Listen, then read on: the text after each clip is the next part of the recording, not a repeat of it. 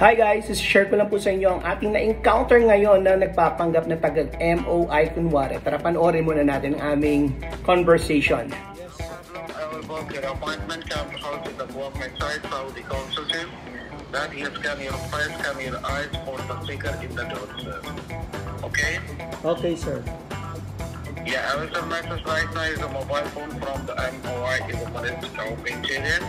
Is a WhatsApp message coming is a mobile phone after use this average there is not getting any problem for you. See the message coming from the MOI Malaysia Interior. Yes, sir. Check now. Yeah, I got your point. Message is coming. Yeah. Wait, huh? I saw my friend from Can I get your name and ID? My ID? Yes, your name and ID. I will confirm with my friend with MOI. I have a contact with them. Yes, where we have contact with. Okay, no problem. Yeah, she give Right your now, name. Your ID?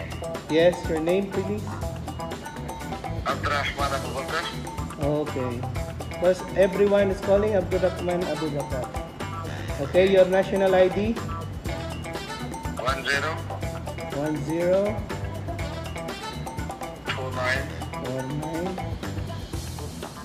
521082. 521082. Correct? This is correct, right? At yun na nga guys, wag na wag kayong basta magbibigay ng kahit anumang impormasyon sa mga tumatawag at nagpapanggap na taga MOI o kahit bangko pa yan.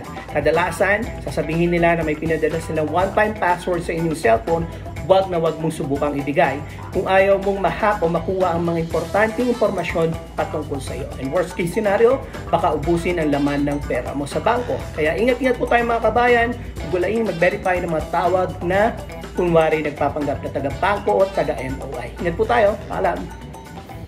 Dame un qué.